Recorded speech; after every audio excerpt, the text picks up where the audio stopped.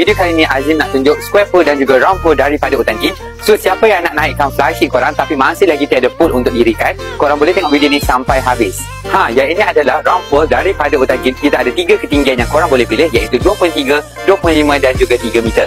Kalau untuk tinggikan pool kita senang sahaja, korang hanya pusingkan ke kiri, dia akan auto loose. So macam mana nak ketatkan dia, korang angkat sahaja dan korang pusing ke kanan, dia akan auto ketat. Ini adalah pool yang kedua, iaitu square pool daripada Hutan King. Dan ini untuk cara tinggikan dia agak berbeza. Untuk nak tinggikan kita punya pool ni, korang hanya push button di bahagian kanan, kemudian korang hanya angkat sahaja dan adjust mengikut lubang yang telah ditetapkan. Square pool daripada Hutan King ni mempunyai 2 saiz ketinggian saja yang korang boleh pilih, iaitu 2.3 dan juga 2.5 meter. Keluarkan 2 variasi warna yang korang boleh pilih, iaitu warna hitam dan juga warna silver.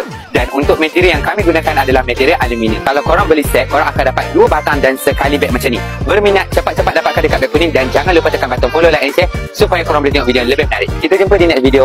Bye-bye.